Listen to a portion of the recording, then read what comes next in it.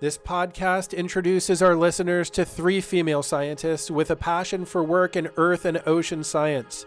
The podcast provides a wide range of topics and geographic locations, interviewing a Spanish oceanographer from the island of Mallorca in the Mediterranean Sea, an expert in marine mammal strandings from the coast of Texas, and a scientist with a passion for meteorology and climate change from the U.S. Great Lakes region. Along the way, we hear the backstory about how these 3 ladies became interested in science and what kind of projects they're working on today. They all provide perspective about what it's like to work in earth and ocean science as a woman today. Before we get to the interviews, we wanted to ask our listeners to please subscribe to this podcast. Your subscription helps us mark professional progress, which helps us forge partnerships moving forward and guarantees many more episodes of the GeoTrek podcast. Now let's get to these 3 exciting interviews. I recorded the first interview live in Central Florida as part of the EVAN conference. The day after the conference, several of us went to a local park where I recorded an interview with Marta Marcos. In this park setting, we sometimes hear the sounds of children playing in the background. Marta Marcos is an associate professor at the University of the Balearic Islands, located in Mallorca in the Western Mediterranean Sea, and also a researcher at the Mediterranean Institute for Advanced Studies. She has also worked at the University of La Rochelle in France and at the National Oceanography Centre in the UK as a postdoctoral researcher, and at the University of York in the UK as a visiting scientist. During the last 20 years, she has worked to improve our knowledge of ocean climate. In particular, she is an expert on sea level variability, interested in sea level changes from minutes to centuries, and especially those that are linked to anthropogenic climate change and on coastal impacts. Marta, great to have you on the GeoTrek podcast. I'm with Marta, who gave an amazing presentation. I really enjoyed meeting you. Could you please introduce yourself and share where you work? Hi, Hal. Yeah, that was very nice. I am Marta Marcos. I am a researcher and associate professor at the University of the Balearic Islands. So we are based in Mallorca, Eastern Spain, Western Mediterranean, where I work at the Mediterranean Institute for Advanced Studies. This is a joint institution between the university and the Research Council. So I work with undergraduates, with graduate students, but also with researchers that have nothing to do with the university. Marta, when you say you're in Mallorca, I felt like I have a pretty good idea of geography. I didn't know where that is. Where is Mallorca? Mallorca is an island, a Spanish island located in the Western Mediterranean. It's the biggest of the Balearic Islands, and the capital city of the Balearic is there, is Palma. It's really a beautiful, beautiful place. Clear waters, very touristic and very well known in Europe. You said the water's great for swimming, yeah? It is. In the summer. In the winter, we get cold winters. And you said you also have some high mountains too, right? Yeah, the northern side of the island, it's hilly, and our highest mountain is 1,500 meters high. Yeah, so it sounds like a great place to live and work and do research. It's a great environment. Yeah, that's why we get about 15 million tourists every year. Wow, so a lot come down from Europe especially, right? Yeah, and from America too. Yeah. That's great. It sounds like a beautiful place. One day I hope that I can visit. Yeah. So let's talk. You're doing really all of this amazing science. Can we go back to your childhood or even through when you were a teenager? Did you picture that you'll be a scientist one day? What were your interests when you were younger and growing up? Yes, I've always seen myself as a scientist. When I was a teenager, I was more interested in paleo stuff, dinosaurs, and I wanted to become a dinosaur hunter. But then I was good at maths and physics, so I decided to go to pursue physics as an undergraduate. And I was also interested in cosmology. As most of the physics students, I wanted to become an astronomer. That's, the classical physics student, physics nerd that we call. So you were really interested and good at probably math and physics, right? Exactly. Well, that's really interesting. And so when you went into university, what did you study? Well, in physics it's quite general. So we do lots of maths, lots of general physics, but also electromagnetism, quantum physics, nuclear physics. But then we have some optional subjects as well. And one of those was oceanography. So I decided, okay, let's try oceanography. I was also interested in atmospheric sciences, so why not? And then I discovered the very basic of oceanography. I had a great teacher at that time. And where were these university studies? Where were you? Where did you grow up? I grew up in Palma, in a neighborhood near Palma, in Mallorca. Okay, so you grew up in Mallorca, Yeah. and then you also went to university there. Yeah, exactly. Okay. To the same university, which is where I work now. Yeah. Yeah. So, and then you were doing university studies there. Was it studies in oceanography? No, it was in physics. In physics, okay. And then I became interested in the last year. I became interested in oceanography, so I decided to do a PhD in oceanography in ocean science. And then I moved to this Mediterranean Institute for Advanced Studies, and I had my PhD there, which is also based in Mallorca. Oh, great. So you were able to, where you grew up there, even just to do all of this education, and get involved with oceanography, Exactly. and then go right through it and do a PhD. Yeah. Exactly, on meteotsunamis. Yeah. I had a PhD on meteorological tsunamis, because it's a phenomenon that we have in the Balearic Islands. So we have measurements, and we were trying to understand which are the mechanisms, because there are more than one mechanism that generate this kind of very high frequency sea level oscillations that can be hazardous and in some occasions. Yeah, Marta, could you explain a little bit what is a meteorological tsunami? What does that mean? Yes, of course. It's not a concept that is very easy. It's like a tsunami wave in the ocean, but the origin is not seismic or volcanic. It's of atmospheric origin, like a front or high frequency gravity waves in the atmosphere. Essentially, they hit the ocean like very fast, and the ocean responds, generating a wave that it's very similar to a tsunami wave. Actually, it's mathematically is described in exactly the same way. It's not as energetic as a tsunami wave, but it can reach some places in the coast that resonate and amplify those waves, and can destroy boats and cause some flooding as well. Yeah, so in general, maybe not the enormous magnitude we would see from like a seismic tsunami in Not Japan that or something big. like that, but a smaller magnitude, but a problem there even in the Mediterranean, right? It's a problem, and the magnitude is generally smaller, but sometimes they can reach 2-3 meters high. Right, so that can really start to inundate some, go across roads and even flood Some buildings. very particular places, because when they reach the high amplitude, it's because there is a coastal resonance. So a harbor, for example, with a very particular shape,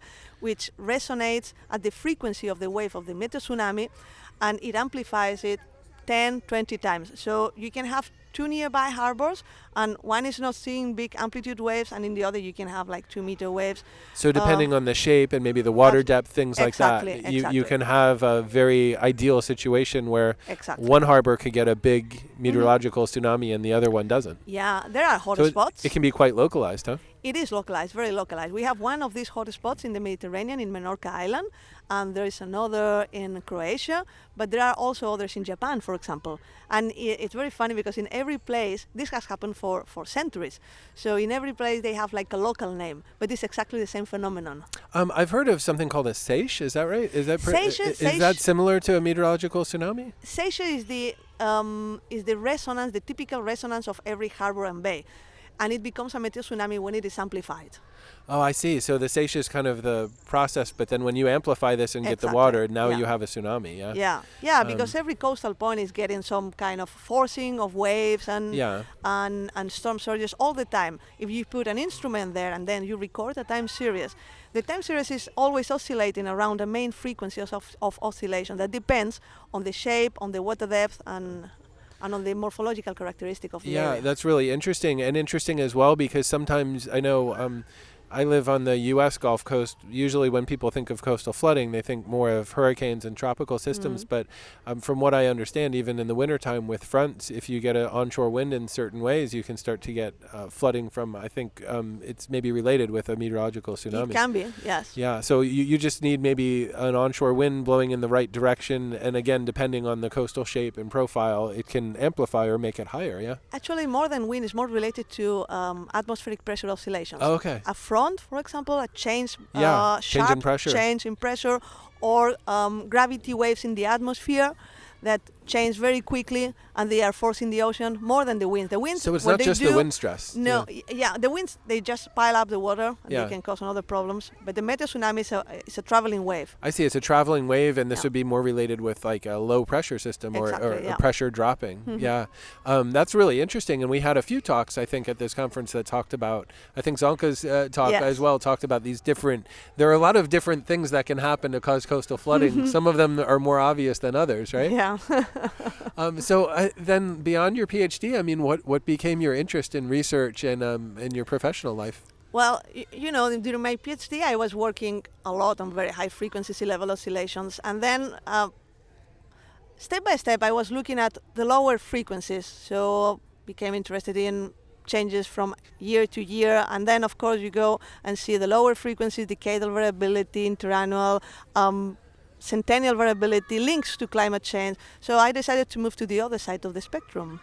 And I applied for a postdoc at that time. After my PhD, I moved to France to look at different sources of data and to look at decadal variability in sea level. Move away from the Mediterranean and from my comfort zone. So I spent a year in the University of La Rochelle in France, working with satellite altimetry data and tide gauge data and trying to infer both vertical and motion from the two sources of data and also the decadal variability in sea level. And when you say low frequency, so sometimes an actual storm could cause a flood in one day, in an afternoon. That's kind of a high frequency, it's moving in quickly, right? But these low frequency floods, you're talking about maybe oscillations or changes in ocean level that could last for months or years, right? Exactly, yeah. Different kind of forcing, different kind of mechanisms, slower, but also very relevant for coastal sciences. So we know there's a lot in the news about global sea level rise from with climate change. So as we have a warmer climate and a warmer ocean, warm water takes up more room than cooler water, right? So we have thermal expansion of the oceans. We have a lot of ice, land-based ice melting that's putting more volume of water into the oceans. So we know in general oceans are rising, but if we start to look, say, at a basin, like say a certain part of the Atlantic Ocean or the Mediterranean, can you see certain areas maybe rising faster than others? I mean, do you see that in the data? Definitely, you see that. The altimetry observations are a wealth of information, and you can see the differences between regions very clearly. The differences at the global scale, they are mostly related to different heat uptake by the ocean.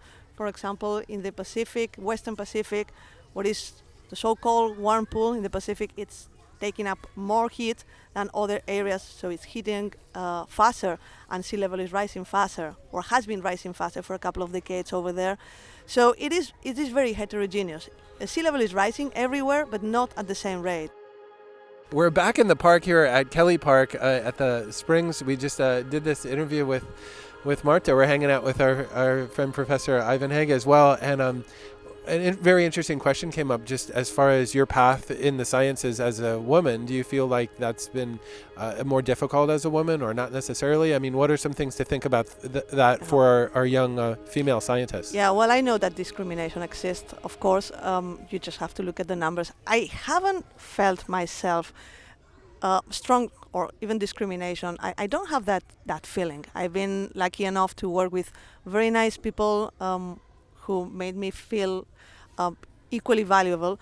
Of course, there have been occasions in which I have the feeling that I haven't been taken as serious as a male colleague, but in general, no, it has been fine. I mean, it's something that any woman can do.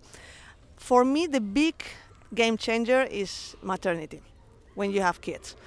In my case, after maternity leave, which in Spain is about 4 or 5 months, with my husband we have been co-responsible at home, so we share 50% with children, with home tasks and everything, and this is the ideal situation, I guess. This is the maximum I can get, right?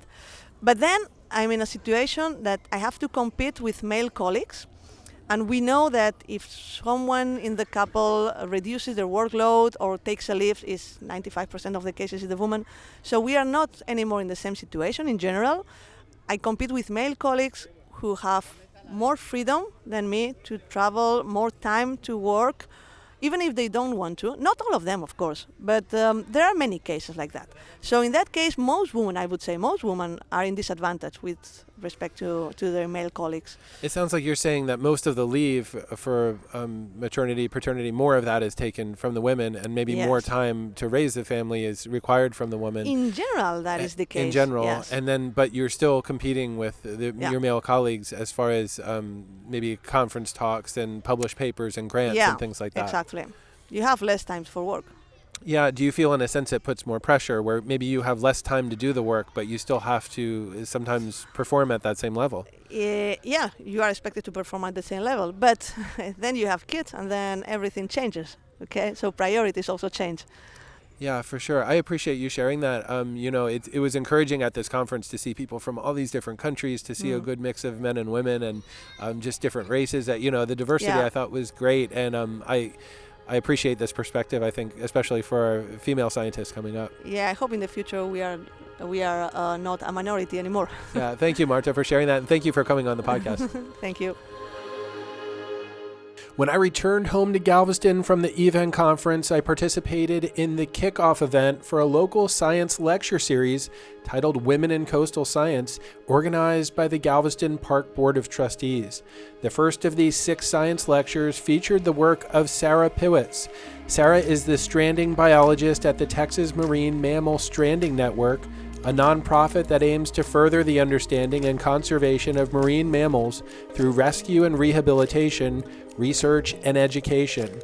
She is broadly interested in marine mammal stranding trends, conservation biology, behavioral ecology, and the effects of human activity in coastal marine mammal habitats. Sarah, thank you so much for coming on the GeoTrek podcast. Well, Sarah, thank you so much for taking time to come on the GeoTrek podcast. We met at the kickoff to the lecture series here in Galveston called Women in Coastal Science. I thought you did an amazing job. It was great to hear about all your research and your passion for stranded mammals. Thank you so much. Yeah, it was a fun time for me, for sure, to get to share with the community a bit, and definitely nice to meet you. Thanks so much for inviting me here today. Oh, for sure. Your research is so well established here on the island, and a lot of people, I think, are not aware of what's going on in our backyard. So that was one of the really cool things about your presentation. Yeah, thank you. So, Sarah, share with us a little bit about how did you get this passion for working in coastal science and with stranded mammals? I mean, was that something that you had a passion about from when you were a little girl, or did that develop more as an adult? Like, what's the backstory there?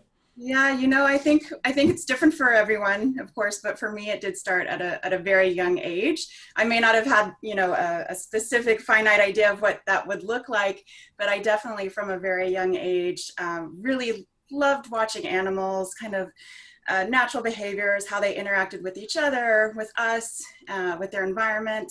So I definitely loved watching animals as a youngster.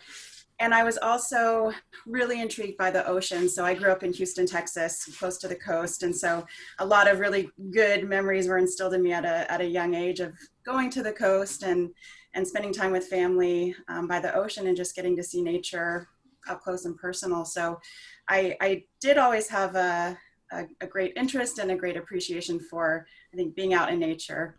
Sure. So you were kind of used to coming here to the Upper Texas coast. Probably, I know a lot of kids from Houston come down, especially in the summertime. Was it just a fascinating environment for you to kind of play in the Gulf? Yeah, definitely. And just never really knowing what you were going to see, we have so much diversity in not only marine life, but even plant life in Galveston. There's just so much going on here. So it was kind of a new adventure every time we'd come, definitely. Yeah, you're right. And, the ocean, the Gulf, there's always a mystery with it, like you said. So it's a pretty exciting environment. So, then transitioning into adult life, what kind of work do you do today? Like, what are the kind of projects that you work on? What's most exciting for you in your research today?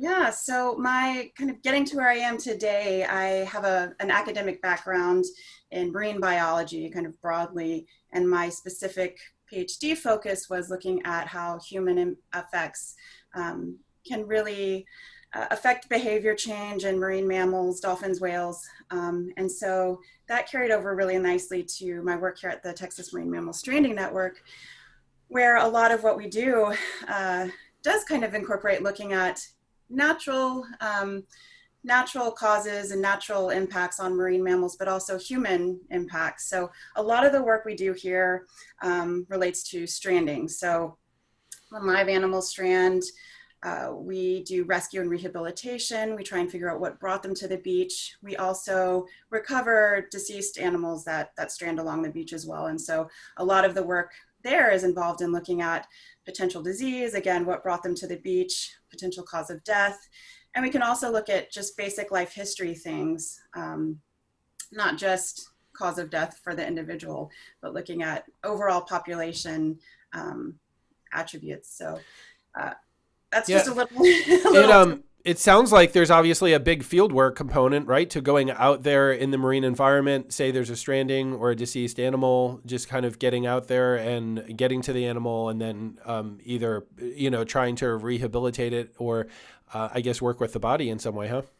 Yeah, there definitely is a huge fieldwork component. And along with that, we always say for every hour we're in the field, though, we're back in the lab or back at the computer for another 2 to 3 hours, kind of following up. So we do both, but there is definitely a large fieldwork component. We have what we call our stranding season between December and March, essentially, where we have most of the strandings that we see each year come in around that time. Again, called our stranding season. So we always know every year we're likely going to be very busy in the field during that time. And then we also do some wild population research, which is boat-based work, looking at presumably healthy populations and how they're doing out in nature. So yes, fieldwork is definitely a huge component, but that's also part of the interest, I think, for a lot of people who go into science. We're drawn to the natural environment, so it's really kind of a nice balance to get to spend a lot of our working days in the field. Yeah, at GeoTrek, we really have a passion for getting out there, doing field science, documenting what's going on in the world. We feel laptop work or work inside is important, but at some point we do have to get out there and actually see what's going on. I'm curious, have you come across any science that, points to reasons why we see more strandings in the wintertime? Yeah, so it's not unique to Texas. That kind of stranding season is seen in other areas, and it may be a little bit different timing than we see here. But a lot of that we think is attributed to, we see a lot of neonates, newborn animals come in around that time. So it kind of correlates with calving season. And so it may just be natural death seen in wildlife.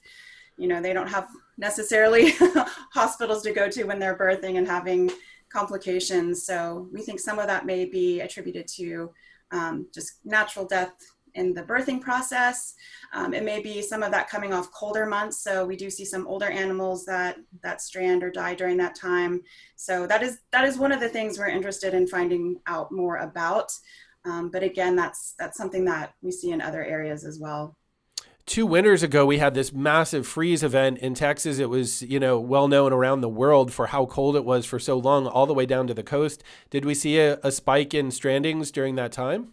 We didn't. We definitely had our eyes wide open during that time, looking for any trends, but we definitely didn't. Marine mammals, I say marine mammals, dolphins and whales have really nice thick blubber layers, and so they may not be as affected as, say, sea turtles that are affected, or even manatees. So manatees don't have that same blubber layer, and they can be really affected by the cold. They have something called cold stress syndrome. And so that's not generally something that we see in dolphins and whales that have really good insulation. I see. So they're insulated quite well from the colder water. You had mentioned so many fascinating things in your talk. Even I heard some people saying like they didn't realize dolphins could get sunburn until they heard you say it on your talk. So you really kind of help bring this to life and help us understand, that these creatures, in some ways, they're very different than humans. In some ways, they're maybe not as different as we think. Right. Especially with a lot of the biological work that we do, the necropsies with the dead animals, you really get an appreciation, like you said, for how similar they are to us. They're even their anatomy is very similar to ours. Their lungs are very similar to ours. But right, we had a very young calf strand about 2 years ago now, and he was on the beach for some time. We don't know how long, but he had these severe sunburns on his side just from being on the beach. And you know, their cellular turnover rate is very fast. Their skin is very sensitive, and so right, a lot of people may not realize that that's something they may contend with. But for animals that are diving under the water for most of their life, they don't spend necessarily a ton of time at the surface without that water protecting them. So yeah, definitely something new for a lot of people to hear. Yeah, that's true. They're not probably used to being exposed to the air for long periods of time, but if they're stranded, they could have hours or maybe to days of being exposed to that sunshine.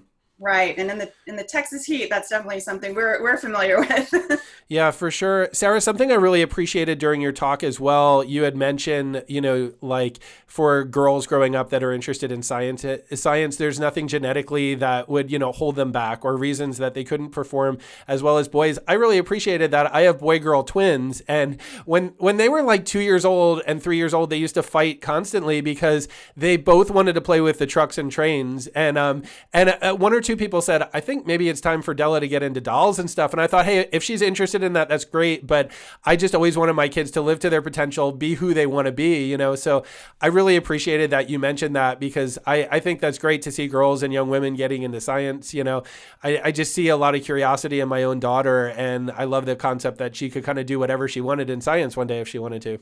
Yeah, I love that. That's great. That I didn't realize you had twins, and that's such a cool example of yeah, sometimes I look at advertisements on TV, and you definitely think there's this kind of a social construct almost built around how we advertise for the different genders. Sure. And yeah, I think it's great that you're encouraging her to just follow what she is interested in, not necessarily what society thinks she should get interested in. So that's great. Sarah, for you as a woman in the sciences, have you ever felt like you faced any professional challenges that perhaps some of your male colleagues would not have faced? Is that something that you've ever sensed, you know, both through your schooling and now professionally as well? Yeah, that's an excellent question, and it's something I've thought a good amount about. And I will say I feel extremely fortunate that I really have had very little of that experience myself. I have certainly had colleagues and peers that I have watched go through some of that. But I think I was really lucky in terms of my PhD advisor is this brilliant researcher and really well known in his field, but he supported a lot of women PhD students, and he always made it very clear that what we had to say was important, that we deserved a seat at the table where decisions are made, and he was always extremely inclusive. And so I think that I was very lucky in that respect, and it also instilled in me that for me that I do deserve those things. And then now I have a mentor here in my professional life who is a woman who is leading the organization, and she is at the forefront of a lot of things that are happening in stranding work, and not only in the Gulf but in the country. And so I think I've had these two really great role models.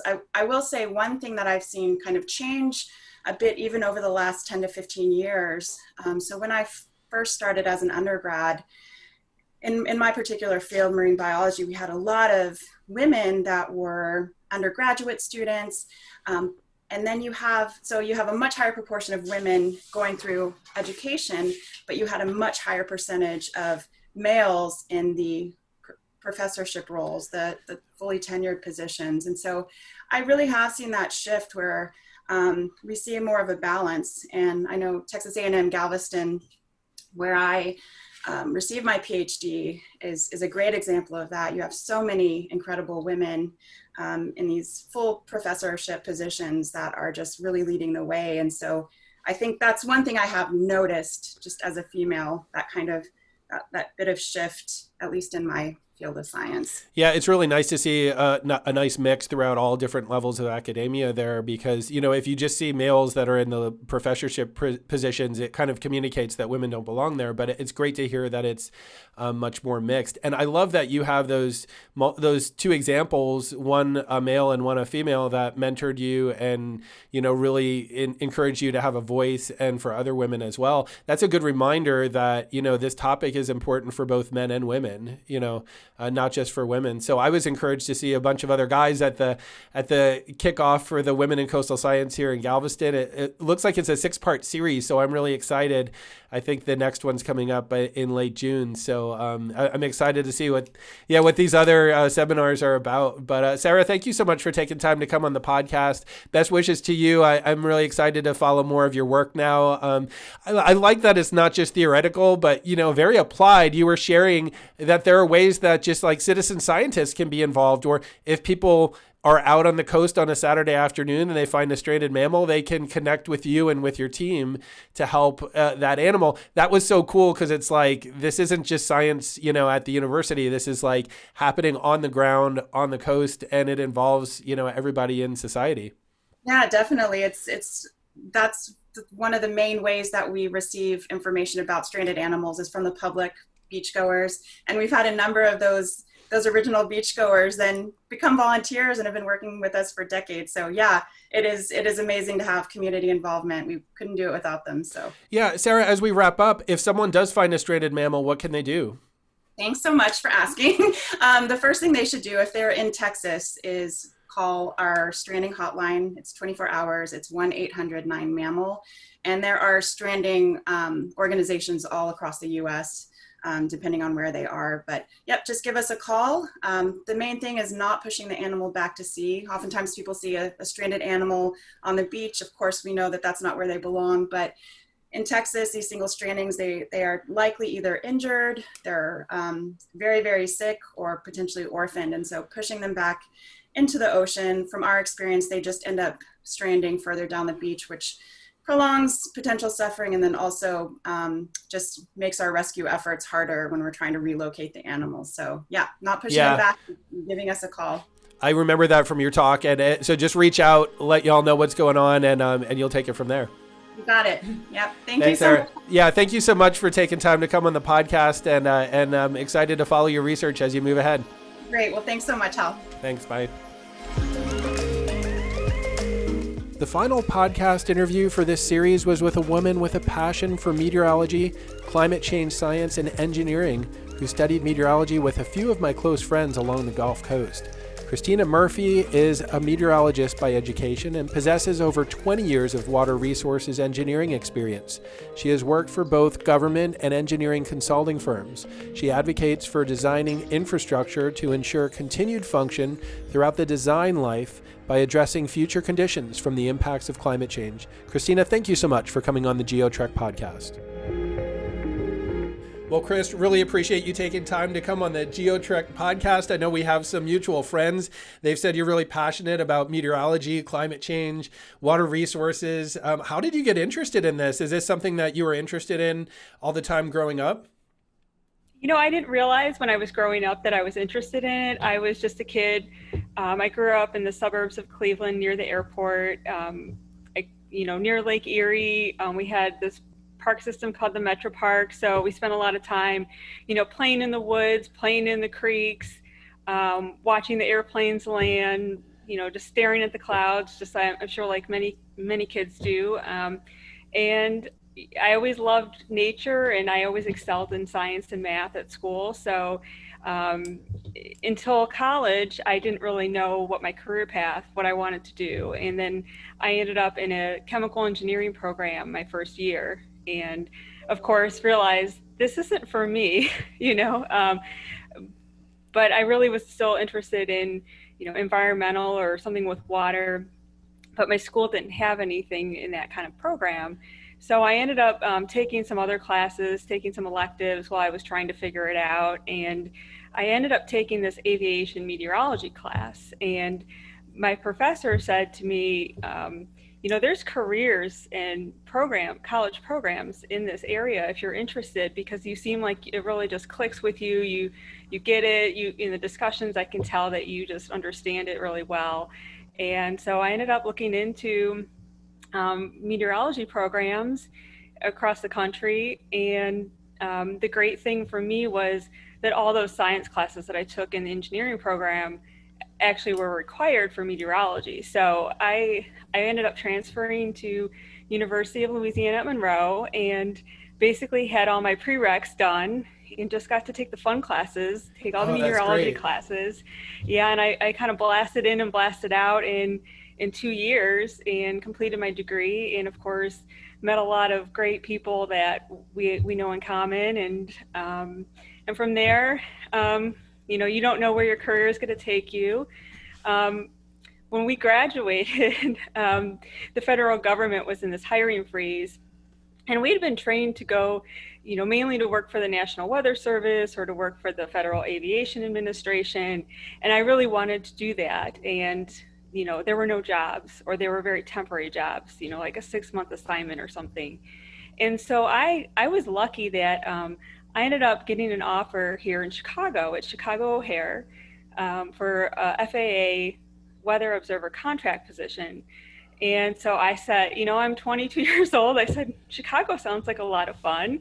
Packed up my car, drove in, and the rest is kind of history. I ended up staying here for over 20 years now. So wow, that is so amazing. Okay, step by step, a little bit of commentary. First of all, I'm super jealous that you got to grow up in Cleveland. I grew up in eastern Pennsylvania, and I would always see the lake effect snow out by Erie, Cleveland, and be so jealous because where I lived, we were east of the mountains. We never got the lake effect. What was that? Was that part of sparking your interest in weather? I mean, out there along the Great Lakes, you get some big snows in the wintertime. Definitely. We were right on that lake effect band, depending which way the wind was blowing. So that generated my interest in meteorology as well, where I would watch these weather systems come off the lake, or you're down at your friend's house 5 miles away and it's pouring or it's snowing, you've got like 5 inches of snow there, and you go home and there's nothing on the ground. And so I always wondered, like, why is this happening? What's going on here? Yeah, lake effect snow is so localized, and it's amazing. I mean, they're almost like mini thunderstorm clouds, and a couple miles away, your friend's getting a blizzard, and maybe you're not. I could see where that would spark interest in meteorology. I love in your story as well that, you started in one aspect of science where you were doing chemie.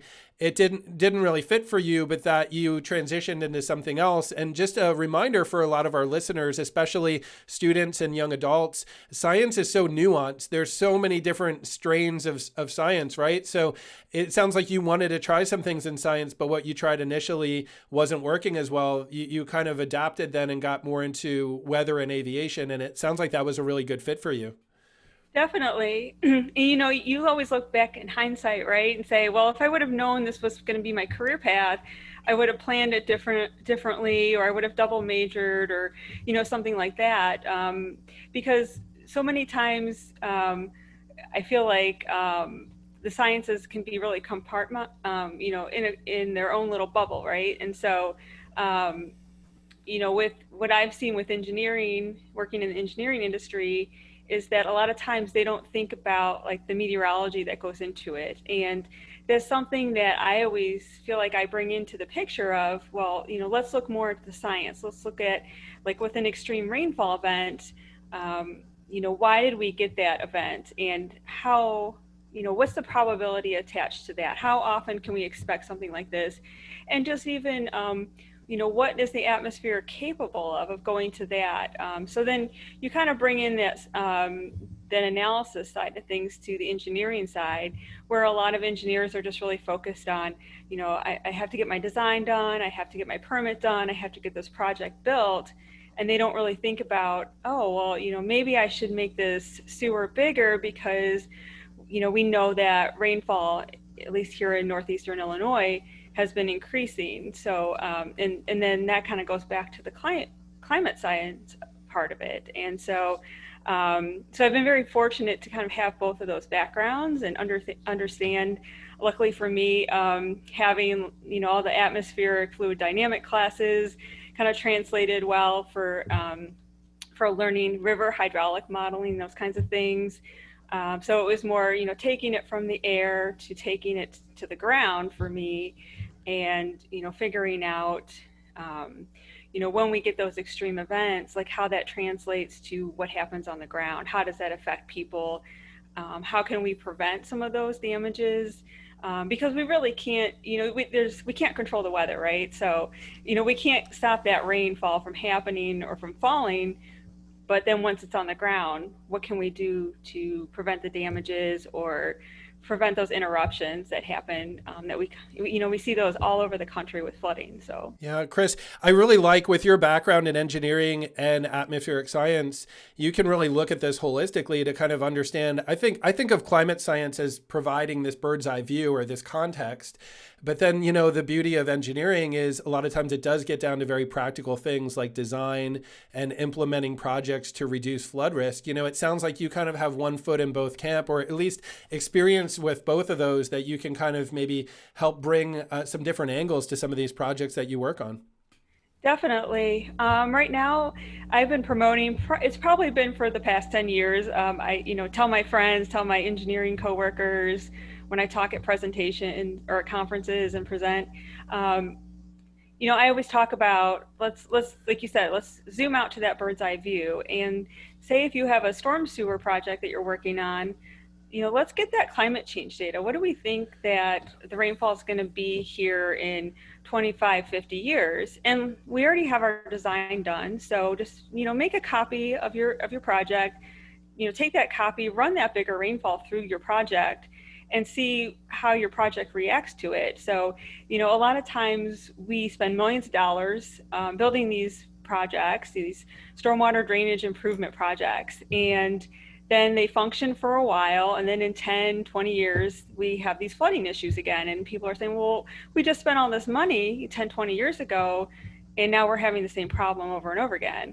And maybe that's because the rainfall is increasing and we didn't account for that in the project. A lot of times our rainfall data that we use in engineering, it's outdated. Here in Illinois, we just got an update to our design rainfall in 2019. But before that, we were using data from 1989. So a lot has happened from 1989 to 2022 that wasn't in our records and that we were designing for. And we really needed that update. You can't just, put it on the shelf for 30 years and forget about it. You need to update it every 5 years or so at least, and capture those in your design. And so, what happened was, things were basically undersized because we had not designed, based on 30-year-old data. And so we really do need to keep it up to date. And then I really suggest that we look ahead, because if that trend continues forward, we expect that storm sewer to be in the ground probably for 50 years. And if it stops functioning in 25 years, and we're going to go spend more money on digging this project up and redoing it, we're just throwing away our money basically. And so if we can, look at it before we build it and say, okay, maybe these, pipes right here, we can, make them a little bit bigger, and then we won't have this problem in the future. Chris, it seems like a lot of your work from the climate perspective is providing a long-term perspective, really, of seeing farther out into the future. And maybe this adds a little bit of time and cost to the project now, but it sounds like you could actually save a lot of resources in the long run if you're not blindsided by these changes in precipitation intensities and things like that. Exactly. That's exactly what we're trying to do. Between inflation, on building materials and just return on investment, we expect a project to last a certain amount of years. And like I said, we're spending these millions of dollars on these projects. We really do want them to last and function throughout that expected design life. So we really do need to look at changing our mindset and looking at the project through the whole design life, not just based on what happened in the past. That makes a lot of sense. You're actually helping in the long run save a lot of time and money by being proactive, by having a long-term perspective. You're helping people 30 years from now not be blindsided and say, oh, we didn't see this coming, right? Because you're saying, well, we do see this coming. We see where the climate trends are going. Chris, also really encouraged to see you as a woman working in engineering, working in atmospheric science, climate science. I have a daughter of my own. She's very curious, and I get excited to think about the possibilities of the fun things that she could work on one day, as she chooses, or, whatever professional path she chooses. For you as a woman, do you feel like you faced any professional challenges that perhaps some of your male colleagues would not have faced, or has that not really come up in your life professionally?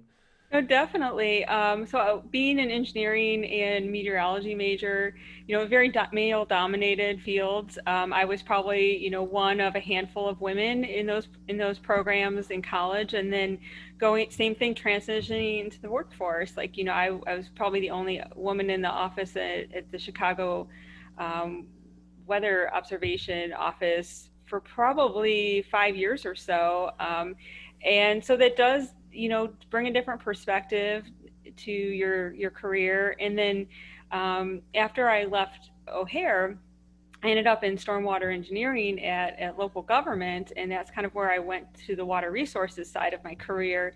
And luckily there were a lot more women there, but when I went into consulting, there again, I was back to one of a handful of women, and I'd show up to meetings sometimes and with clients, and sometimes I would get mistaken for like the administrative assistant who was there to take meeting minutes or something, and I think that's something that men don't necessarily have to deal with. No one assumes that just because they're in the room that they're not the technical expert or lead on a project. And I think that, a lot of times we don't talk about men, about how they're going to juggle career and family. And it's like a topic that's been reserved for women, where a lot of that childcare and taking care of those obligations always fall to women. And, recently my husband, I had some things going on that I couldn't miss at work. And my husband said, well, I'll take our son to his doctor's appointment. And I said, okay, great, thanks. And then when he told his manager he was going to be out of the office for a couple hours that morning, his manager said to him, well, why can't your wife take care of this? I see what you're saying there. So it's like, well, wait, where does that value come in? What's the difference, right?